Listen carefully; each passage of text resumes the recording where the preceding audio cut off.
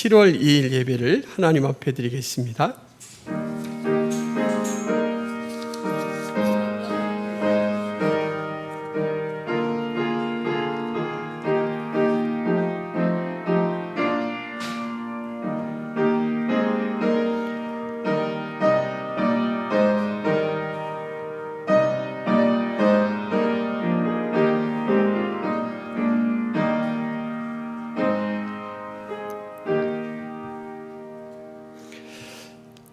하나님 아버지, 이 시간 주께 예배하는 자녀들의 경배와 찬양을 받아 주시옵소서. 초청받아 오신 분들에게 하나님을 아는 은혜를 주옵소서. 예수님의 이름으로 기도하옵나이다. 아멘.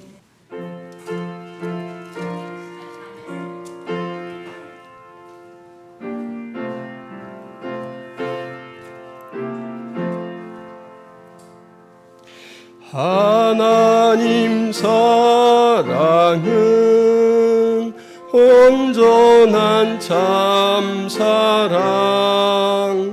내 맘에 부어주시사 충만케 하소서. 내 주님 참사랑 햇빛과 같으니 그 사랑 내게 비추사 뜨겁게 하소서. 그 사랑 앞에는 풍파도 그치며 어두운 밤도 환하니 그 힘이 크도다. 하나님 사랑은 온전한 참사랑 내 맘과 영에 채우사 새 힘을 주소서. 아멘. 여호와는 나의 목자이시니 그가 나를 푸른 풀밭에 놓이시며 내 영혼을 소생시키시고 내가 사망의 음침한 골짜기로 다닐지라도 해를 두려워하지 않을 것은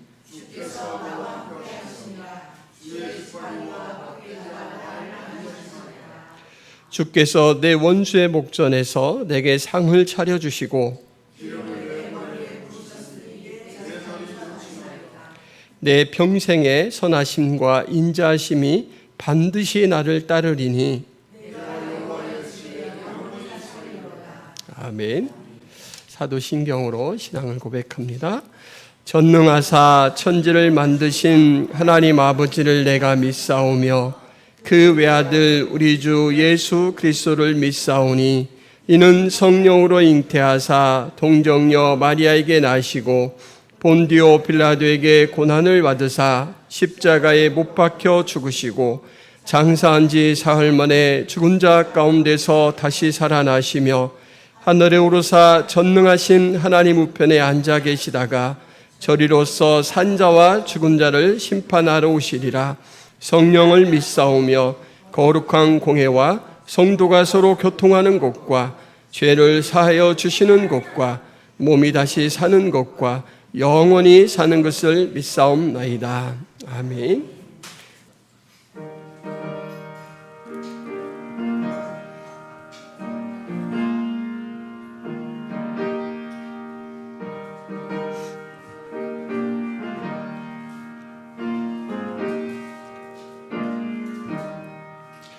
예수 앞에 나오면 죄사함 받으며 주의 품에 안기어 편히 쉬 우리 주만 믿으면 모두 구원 얻으며 영생 복락 멸류관 확실히 받겠네. 예수 앞에 나와서 은총을 받으며 마음의 기쁨 넘치어 감사하리라. 우리 주만 믿으면 모두 구원 얻으며 영생 복락 멸류관 확실히 받겠네. 예수 앞에 설 때에 흰 옷을 입으며 밝고 빛난 내 집에 길이 살리라. 우리 주만 믿으면 모두 구원 얻으며 영생 복락 멸류관 확실히 받겠네. 하나님 아버지, 주님의 은총 가운데 주의 사랑을 입은 거룩한 백성들이 또 복음의 초청을 받아 예배 자리에 나온 귀한 심령들이 이 시간 하나님 앞에 예배드립니다.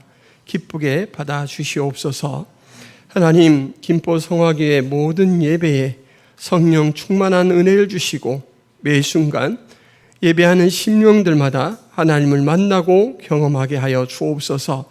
하나님을 인격적으로 더 깊이 알아감으로 말미암아 신앙이 성장할 수 있도록 도와주옵시고, 아직 예수 그리스도를 알지 못한 분들 성령의 은혜로 우리 하나님을 마음에 모실 수 있도록 도와주옵소서.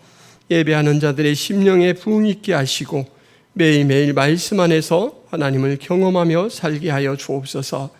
하나님, 김포성화교회 모든 교우들이 한 사랑으로 한 지체로서 서로를 위하고 기도하며 섬기게 하여 주옵소서.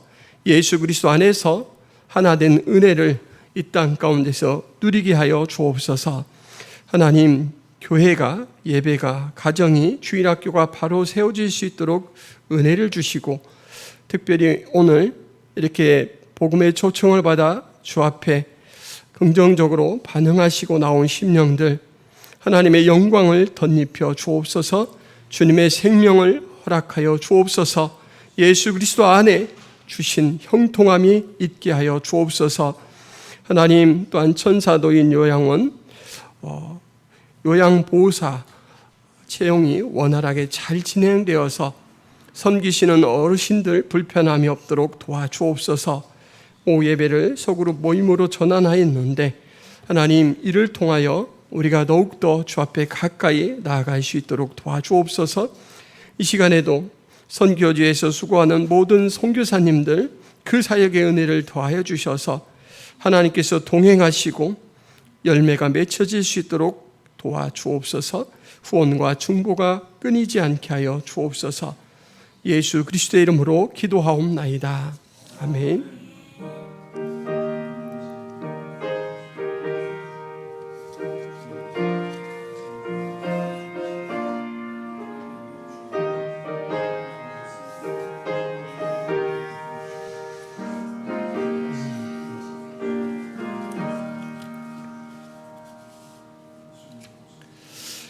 김포 성화교회에 오신 성도 여러분들을 진심으로 환영합니다. 예수님의 이름으로 축복합니다. 2023년 교회 표어는 세움입니다. 바르게 잘 세워지고 그 영향력이 이웃과 다음 세대에 이어질 수 있도록 기도해 주시고 힘써 주시기를 바랍니다. 오후 시간에 소그룹 모임을 합니다.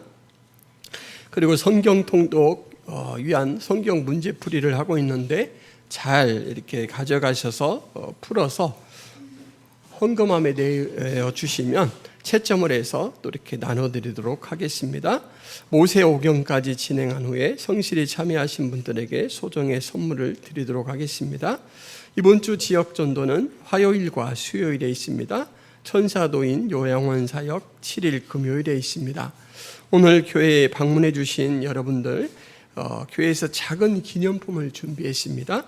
집에 돌아가실 때 꼭 하나씩 받아가 주시기를 바랍니다. 후원하는 선교사님 이길 한마음, 김경민, 목향이 선교사님 위해서 기도해 주시길 바랍니다. 그리고 김포 성화교회 예배는 유튜브 창에 김포 성화교회를 검색하면 언제든지 함께 하실 수가 있습니다. 이상입니다. 하나님이 세상을 이처럼 사랑하사 독생자를 주셨으니 이는 그를 믿는 자마다 멸망하지 않고 영생을 얻게 하려 하심이라. 하나님이 그 아들을 세상에 보내신 것은 세상을 심판하려 하심이 아니요 그로 말미암아 세상이 구원을 받게 하려 하심이라. 아멘. 우리는 살아가면서 의사소통을 합니다. 자기가 하고 싶은 말을 다른 사람에게 전하고 또 다른 사람이 한 내용을 듣기도 하죠. 사람끼리만 의사소통이 이루어지는 것이 아니고 또 자기가 이렇게 기르는 강아지나 고양이 같은 동물들하고도 의사소통을 하죠. 근데 의사소통은 거리, 간격에 따라서 원활하기도 하고 전달력이 상당히 떨어지기도 합니다. 스위스 같은 나라는 산세가 아주 험하죠. 그래서 이쪽 산에서 저쪽 옆에 있는 사람 이렇게 보기는 되게 가까워요. 그래서 밥 먹었어요? 그러면 밥 먹었어요. 이렇게 대답도 하고 이럴 수 있는데 좀 거리가 멀어져요. 그래서 이제 여기서 소리를 막 크게 질러도 정확하게 들리지가 않아요. 여러분 그럼 어떻게 해야 되죠? 산을 막 내려가서 저쪽 산에 올라가서 이 말이 날까요? 왜 이렇게 못 알아들으세요? 이렇게 해야 되잖아요. 근데 스위스 산은 워낙 골짜기가 깊어요. 그래서 내려갔다가 저쪽 산으로 올라가면 해가 지고 말아요. 그죠? 그러면 안 되겠죠? 그래서 이 스위스 사람들은 지혜를 발휘했습니다. 어떻게 하냐면 음성보다 휘바람이 멀리 가잖아요. 휘바람이 더 멀리 안 나가는데요. 이런 분들 있죠. 이런 휘바람. 이건 멀리 안 가요. 그죠? 근데 그거 말고 저는 잘 못하는데 요 입술을 이렇게 당기면서 하면은 되게 멀리 가는 휘바람이 있어요. 예. 근데 스위스 사람들은 그 휘바람을 가지고 공통적인 신호를 만들었습니다. 그래가지고 웬만한 의사소통은 이 휘바람으로 다 해요. 그래서 이제 취재를 나갔던 기자가 정말 잘 알아듣는지 갑자기 어떤 행동을 이 사람에게 주문을 하는 거예요. 저 멀리 산 반대편에 있는 산에 있는 사람에게 앉으라고 해보세요. 그랬더니 여기서 이렇게 하니까 앉아요. 오른손을 들으라고 해보세요. 전혀 말을 않고 휘바람으로만 하는데 오른손을 들어요. 세상 신기하죠. 예, 거리가 그렇게 먼데도 의사소통을 그렇게 신호체계로 할 수가 있습니다. 근데 여러분 사실 의사소통은 이렇게 실질적으로 얼마나 떨어져 있느냐 이 차이보다 사실 마음의 간격의 차이가 훨씬 큽니다. 의사소통. 그죠? 자기가 좋아하고 마음에 있던 사람의 소리는 속삭이는 소리까지 다 들려요. 혹시나 기침을 하면 감기 걸렸어? 독감 같은데? 병원에 가봤어? 목이 부은 것 같은데? 그렇게 관심 있는 사람 소리는 하여간 숨소리까지 알아들어요. 근데 나하고는 좀 거리가 멀고 평소에 좀 탐탁지가 않아요. 그 사람은 신음소리를 내도 그냥 무감각해요. 맞습니까 여러분? 저만 그랬나요? 보통은 그렇습니다. 그래서 관계가 형성이 안 되면 이해하거나 공감력이 떨어져요. 이건 당연합니다. 제가 군에 있을 때 제 후임병 중에 무전병이 있었습니다. 근데 무전병 목에는 항상 이 암호를 해독할 수 있는 이제 말로 하는 이 무전 말고요.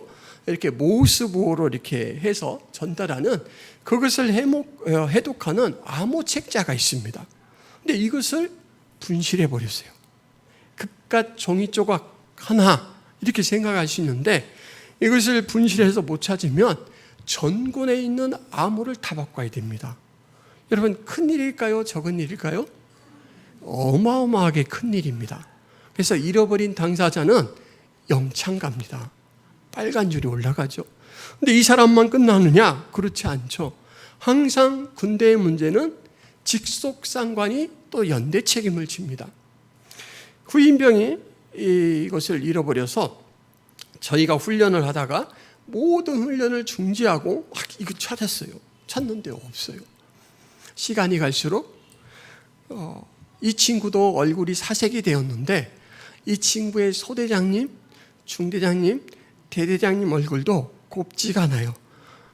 그 옛날 사람 말대로 죽음의 그림자를 본 것처럼 막 어두워요. 이거 어떡하지? 징계 먹으려나? 감봉되려나? 내가 이제 이 사건 때문에 앞으로 진급에 어려움이 있을까? 계산하는 이것이 눈에 보여요. 근데 여러분, 그 위치, 그러니까 직속상관이라는 위치에서 조금만 벗어난 사람도 남의 일 대하듯이에요. 야, 너희 소대에서 뭐 잃어버렸다며? 그래, 남의 일이에요. 이렇게 마음의 거리가 의사소통의 이 원활함의 차이를 만들어냅니다. 오늘 저는 이제 하나님의 복음으로 여러분들을 초청해서 하나님께서 하시는 이야기, 하나님에 관한 말씀을 드릴 텐데, 여러분, 시작하기 전에 제가 이 이야기를 꺼낸 이유는 과연 여러분들은 하나님과의 간격이 얼마큼 되는가? 이 실질적인 이 물리적 거리 말고 마음의 간격이 얼마나 되는가? 여기에 따라서 제가 지금부터 하나님에 대해서 전해드리는 말씀을 남의 얘기로 들을 수도 있고 내 얘기도 들을 수도 있어요. 그래서 남 얘기가 아니다라는 말씀을 해드리고 싶어서 마음을 여십시오. 여러분에 관한 이야기입니다. 이렇게 하려고 길게 말씀드렸어요. 마음 다 여셨죠? 자, 오늘 말씀에서 첫 마디가 어떻게 되느냐? 하나님이 세상을 이처럼 사랑하셨다라고 말합니다. 여러분, 하나님은 등장했죠? 여러분은 어디에 있습니까?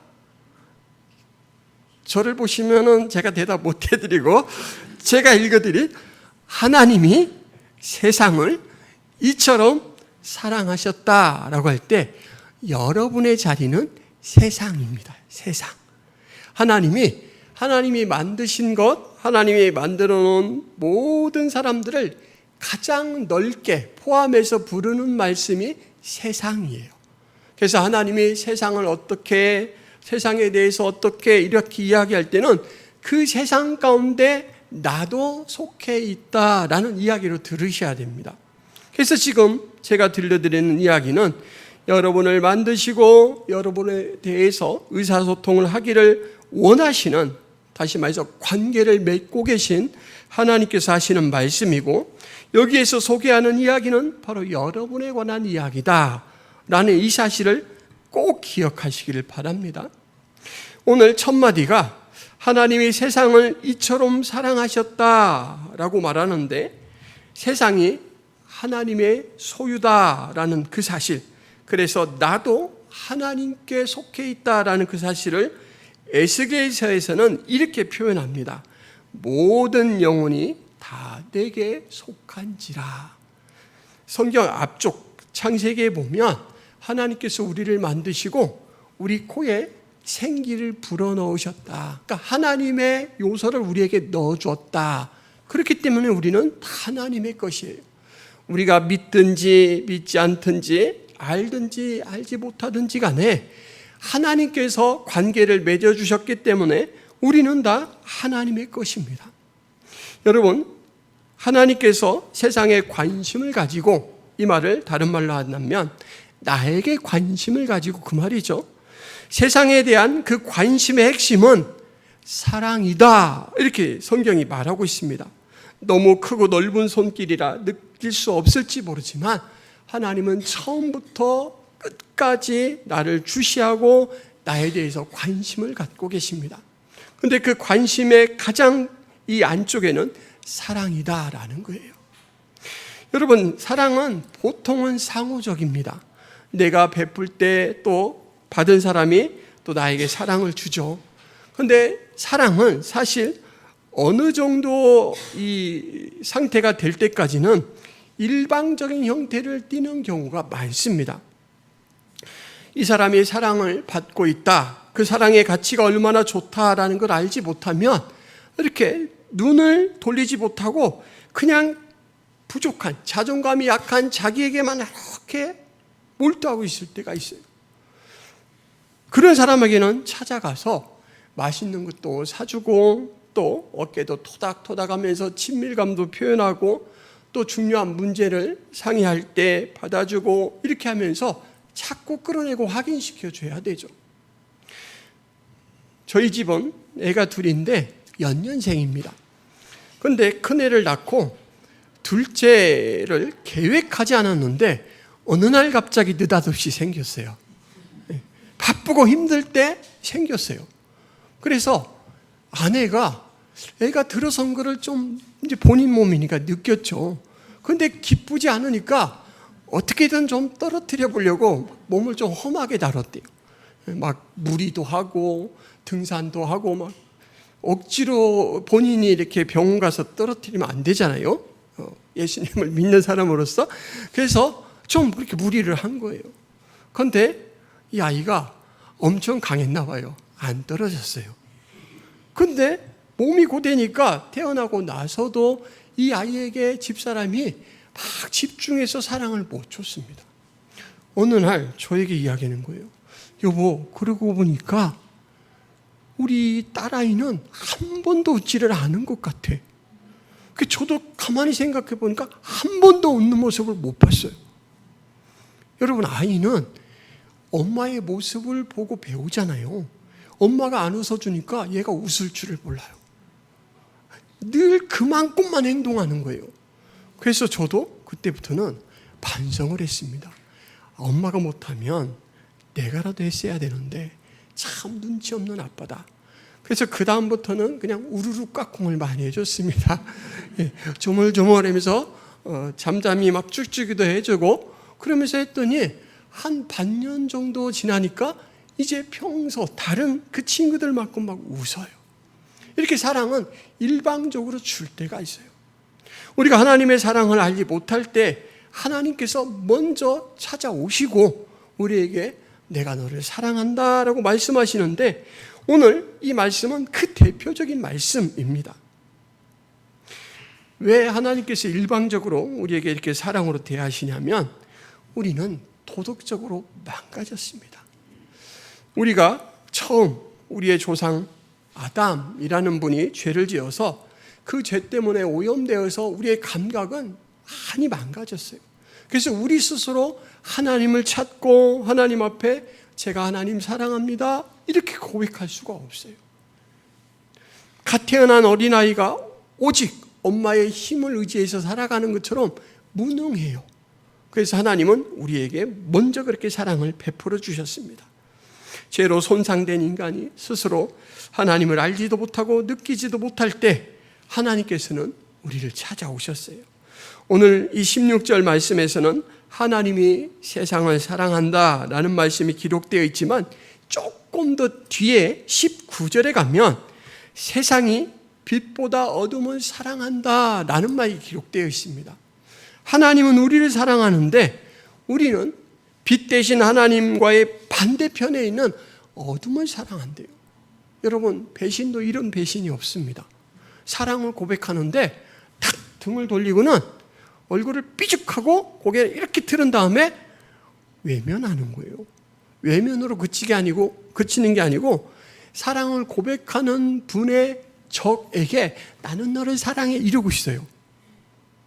이런 배신감, 그 배신 속에서도 하나님은 개의치 않고 우리를 사랑하셨어요. 왜냐하면 사랑할 능력이 없는 걸 알아요. 하나님의 사랑은 크게 두 단계로 나누어 말할 수가 있습니다. 첫째는 전혀 모르는 사람에게 구원의 문을 열어주시는 것. 모든 사람에게 구원의 기회를 주시는 사랑이 첫 번째입니다. 두 번째 사랑은 그렇게 기회에 반응해서 긍정적으로 하나님 앞에 나온 사람에게 친밀하고 구체적인 사랑을 나누는 그런 사랑입니다.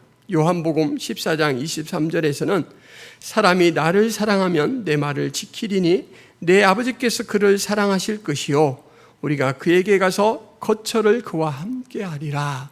이때 거처라는 말이 구약 성경에서는 텐트를 같이 친다라는 말입니다. 찾아가 가지고 그 옆에 텐트를 치고 그 사람하고 함께 생활을 하는 거예요. 지금 이 말씀을 해주시는 분은 누구냐면 예수님이고 하나님이시죠. 하나님이 우리의 영역으로 찾아오셔가지고 우리 곁에 텐트를 치주신대요. 정말 세상에서 가장 큰 부자고 지위로도 가장 높고 가장 영광된 분이 우리 옆집으로 이사 온다고 생각해 보세요. 그분이 어떤 분인가를 알고 나면 혹시나 방해될까 봐 소리도 안 지르겠죠. 부부싸움 확 줄을 겁니다. 그렇죠? 그런데 사람이 아니고 하나님이 우리 가운데 찾아오셨대요. 이 사랑의 크기, 이 표현은 정말 우리가 어떻게 말로 묘사할 수 없는 큰 사랑입니다.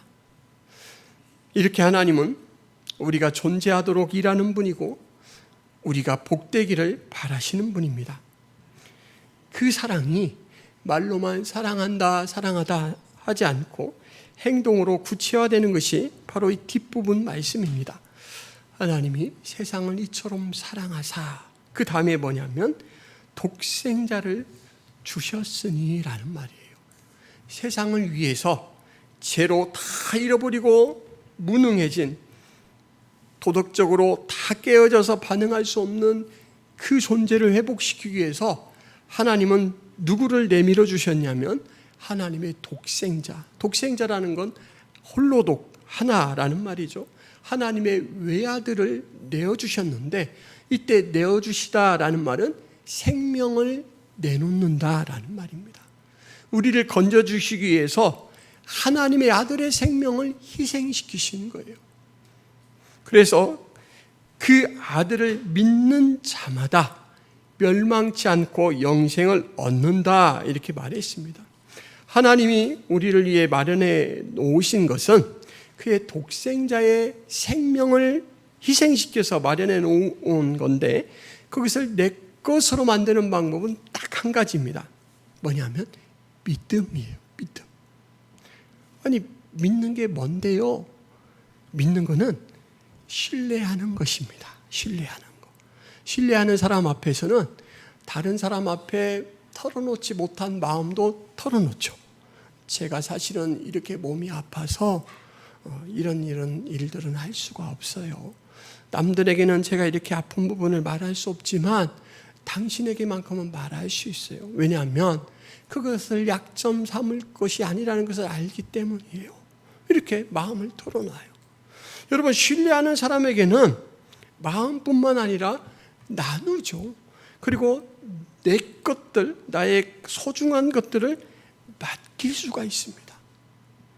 믿는다라는 것은 한마디로 탁 종합해서 말하자면 내 전체의 주권을 그분에게 넘겨준다라는 거예요. 그렇게 할 때 예수님의 그 생명이 내 생명이 된다라는 것입니다. 여러분, 저는 성공한 사람입니까? 실패한 사람입니까? 모르죠. 그렇죠? 내가 당신을 어떻게 한다고 그렇게 단정해서 말할 수 있습니까? 그렇다면 여러분 손흥민 선수는 성공한 사람일까요? 실패한 사람일까요? 그렇죠. 거기는 내가 말할 수 있죠. 연봉도 수억 벌고 그리고 아주 유명한 팀에서 축구를 하잖아요. 모든 사람들이 손흥민 선수를 다 알아봐요. 악수하자, 사인하자 이래요. 손흥민 선수는 정말로 축구 선수로만큼은 성공했다 말할 수가 있습니다. 그런데 그가 축구 게임을 끝마쳤을 때, 축구장에서 나왔을 때도 과연 성공한 사람인가? 라고 묻는다면 저는 함부로 대답할 수가 없어요. 왜냐하면 여러분 한번 생각해 보세요. 연봉은 수억 벌고 유명하더라도 그 가족과의 관계가 만약에 막 원수관계처럼 나빠졌다 그렇다면 행복할까요? 그가 돈은 많은데 그 돈 때문에 도덕적으로 아주 나쁜 생활을 하고 다른 사람들을 못되게 하는 행동을 한다면 성공했다고 할 수 있을까요? 축구 선수가 축구장에서 축구 때문에 받는 혜택은 전체 인생에서 보자면 아주 적은 부분입니다. 마찬가지로 여러분, 우리 인생 많이 살면 100살 정도 살겠죠. 그 100살 인생이 하나님이 보시는 우리 전체 인생에서 보자면 너무너무 적은 부분이에요. 그런데 오늘 하나님께서는 그런 우리 인생에게 아니야, 너에게는 그것이 끝이 아니고 내가 너를 위해 내어준 예수 그리스도, 그를 믿기만 하면 너는 영원한 생명 가운데 들어간다. 이 약속을 지금 해주시는 것입니다. 여러분, 우리가 영생, 그러니까 오래 무궁토록 이 시간 속에서 살아가는 것만 생각하는데 성경은 우리가 하나님을 믿었든지 믿지 않든지 간에 영원한 존재로 산다라고 말하고 있습니다. 성경이 말하는 영생은 하나님과의 바른 관계 속에서 존재하는 걸 말합니다. 하나님과의 바른 관계가 있기 때문에 영원한 안식이 있고, 그리고 아까 말씀드린 대로 형통이 있습니다. 그런데 하나님과의 바른 관계가 형통되지 않은 사람은 오늘 표현으로 말하자면 멸망입니다. 그는 하나님과의 관계가 없기 때문에 생명이 주입되지 못해요. 그래서 심판을 받는다라는 것이죠. 여러분, 저는 오늘 하나님을 대신해서 하나님이 어떤 분인가, 세상 속에 포함된 바로 여러분들을 지극히 사랑하시는 분이고 여러분들이 존재하도록 하신 분이고 여러분들에게 복되도록 역사하는 분입니다 라는 걸 말씀드렸고, 여러분들을 위해서 하나님은 가장 귀하디 귀한 것을 내놓으셨는데 그것은 독생자의 생명입니다 라는 말씀을 드렸습니다. 가장 귀한 것을 내놓았다면 여러분, 못 줄 게 뭐가 있을까요? 안 그렇습니까? 그 사랑으로 우리 전도자들을 통하여 여러분들을 이 자리에 초청해 오셨습니다. 제가 바라기는 제 고백처럼 여러분들도 하나님 앞에 그런 고백이 있었으면 좋겠어요. 하나님은 저의 하나님입니다. 제게 생명을 주신 분입니다. 제가 그 안에서 기쁨 가운데 살아갑니다. 여러분, 저에게는 남들에게 없는 손가락 마디 정도, 한 마디 정도 크기의 기념품이 있습니다. 정말 다른 사람에게는 없을 거예요. 돌인데요, 제 쓸개에서 나온 돌입니다. 의학용어로 말하자면 담석이에요. 담석. 담석이 있다라는 것은 30대 초반에 알게 되었는데 의사 선생님이 그렇게 말씀하셔요. 담석을 가진 사람 많습니다. 이상이 없으면 평생 그렇게 살아갈 수도 있고 이상이 있으면 그때 수술하시면 됩니다. 관리에만 잘 신경을 써주세요. 이래요. 그래서 이제 저는 잘 관리를 한다라고 했는데 어느 날 갑자기 명치에 막 불이 붙은 것처럼 아파요. 처음 그런 통증을 느껴서 평소 복통이 오면 하는 것처럼 물도 마셔보고 배변을 하려고 애를 써봤는데 가라앉지가 않아요. 그리고 점점점 뜨거워지고 불타버릴 것 같아요. 여러분, 막 매운 거 먹으면 속이 따갑죠? 그것보다 한 1000만 배는 아픈 것 같아요. 그래서 그렇게 아프고 참다 이제 밤늦게 응급실에 실려갔는데 담낭에 담석 때문에 염증이 생겨서 그렇습니다. 그러는 거예요. 제가 그날 밤 응급실에서 새벽까지 얼마나 고통스러웠는지 한 자세로 3분 이상 있을 수가 없었어요. 너무 아파가지고 자세를 바꿔보고 또 바꿔보고. 제가 참 긍정의 아이콘입니다. 웬만해서는 제가 이렇게 좀 실망하거나 그렇지 않는데 그때만큼은 아이고 하나님, 이 통증 좀 안 당하게 그냥 하나님이 데려가셨으면 좋겠어요.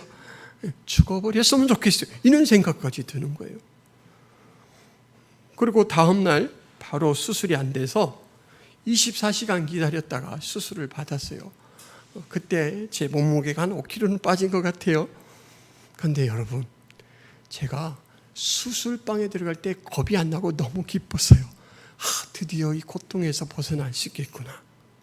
저는 지금도 저를 수술해 주신 의사 선생님을 참 생각하면 고마워요. 성함도 기억이 안 나요.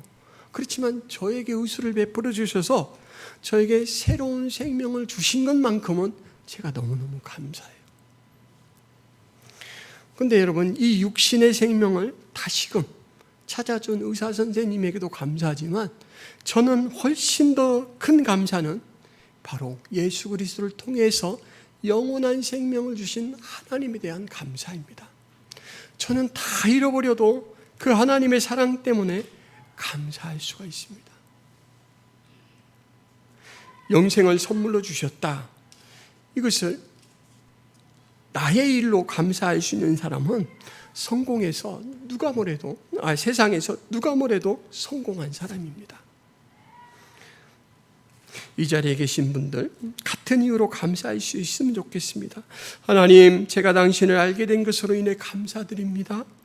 하나님, 제게 주신 일 때문에 감사합니다. 하나님, 지금 저를 만나 주심으로 인해 감사합니다. 하나님, 제게 해주실 일 때문에 감사합니다. 지존하시고 위대하신 하나님께서 우리에게 영생을 만들어 주셨는데 그 길을 신뢰하고 쫓아갈 수 있기를 바랍니다. 만약 아직도 하나님의 존재에 대하여 그 하신 구원의 일에 대하여 막연하게 생각되신다면 여러분 그를 찾아보시기 바랍니다. 제가 하나님을 알지 못할 때 하나님을 만났기 때문에 참 밝게 사는 것 같은 그런 친구가 있었어요. 저도 부러워서 제가 그 다음부터 뭐라고 하나님 앞에 요청했냐면, 하나님, 제가 하나님 만난 게 때문에 저렇게 산다면 제발 저도 한번 만나주세요. 너무너무 부러웠어요. 근데 그 친구는 사실 현실적으로는 저보다 모든 조건이 떨어졌습니다. 그 친구는 새엄마 밑에서 어릴 때부터 살아와서 많이 힘들었어요. 어머니의 사랑을 받지 못하고 살아왔고, 중학교를 마치고 나서는 바로 산업 현장에, 여자아이인데 산업 현장에 뛰어가서 돈을 벌어서 가족 부양의 그 책임도 같이 담당을 해야 됐습니다. 배움도 짧고 참 사랑도 덜 받고 한 그런 아이였는데, 그런 현실적 조건을 초월한 기쁨과 감사가 그 안에서 그 아이를 얼마나 밝게 만드는지 제가 그냥 너무너무 부러웠어요. 여러분, 남자로서 시기를 내면 안 되지만 시기가 날 뻔했어요. 그래서 그날부터 하나님, 저도 만나주세요, 이렇게 요청을 했습니다. 아직 기도라고까지는 말하지 못하고 요청을 드렸어요. 근데 여러분, 하나님이 응답하셨을까요? 했으니까 제가 여기 있겠죠. 하나님을 찾는 사람의 그 요청을 절대 묵살하지 않으셔요. 왜냐하면 하나님이 먼저 찾아가실 만큼 우리를 사랑하신다라고 했잖아요. 그래서 여러분, 제가 당당하게 말씀드릴 수가 있습니다. 만약에 아직도 하나님이 막연하다라고 생각이 되신다면 오늘부터 요청해 보세요. 왜 한 목사님은 만나주셔요? 저도 좀 만나주세요. 저도 그 행복을 누리게요. 그게 뭔지 맛 좀 보게요. 그럼 하나님께서 반드시 그 길을 열어주실 줄 믿습니다.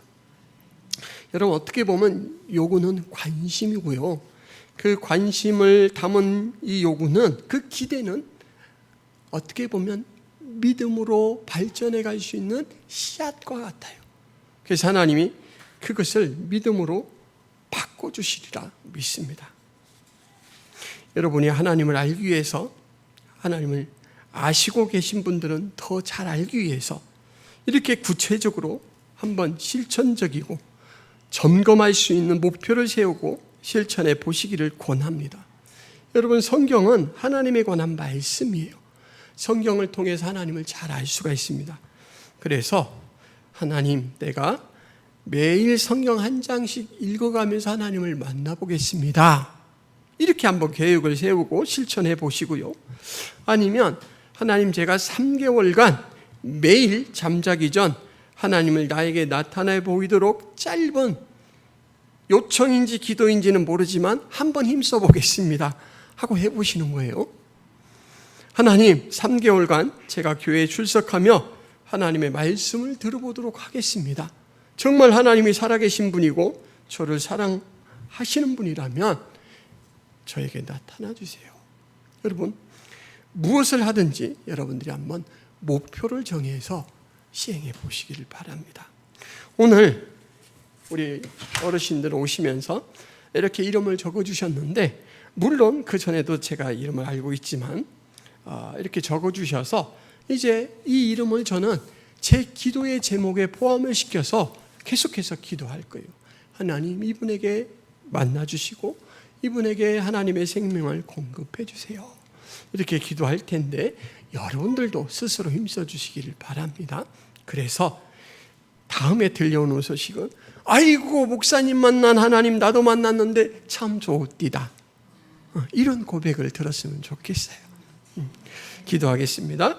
하나님 아버지, 세상을 독생자를 내어주실 만큼 지극히 사랑하셔서 우리를 찾아오시고 부르시는 그 하나님의 음성을 성경의 말씀을 대언하는 것으로 여기에 계신 모든 분들에게 전했습니다.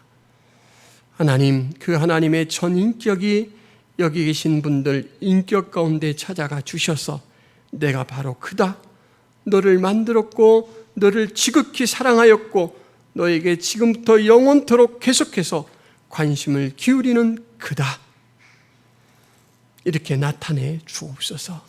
주님 안에 있는 생명을 공급하여 주시고 이 세상 살아갈 때도 주님이 주신 영광 가운데 천국의 그 기쁨을 누리며 살게 하여 주옵소서. 여기에 계신 분들 그 일에 힘쓰게 하시고 먼저 된 자는 그 일을 위하여 함께 기도해 주는 중보 기도의 역할을 감당할 수 있도록 도와주옵소서. 예수 그리스도의 이름으로 기도하옵나이다. 아멘. 네, 다리가 불편하신 분들은 앉아 계시고요. 건강하신 분들은 일어나셔서 우리 너의 하나님 여호와가 함께 찬양하겠습니다.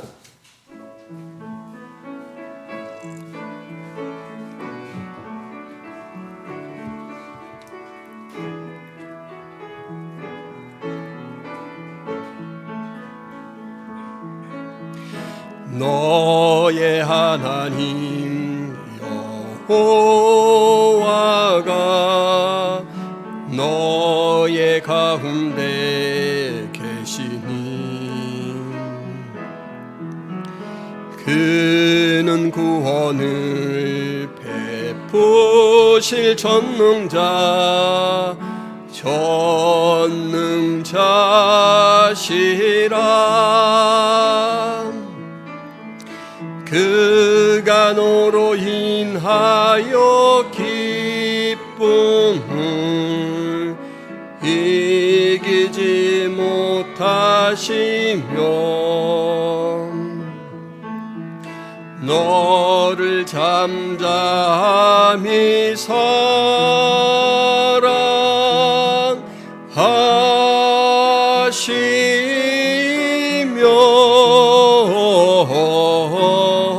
즐거이 부르며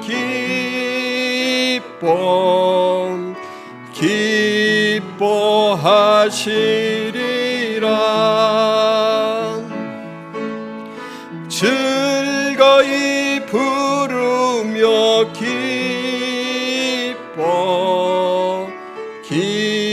기뻐하시리라.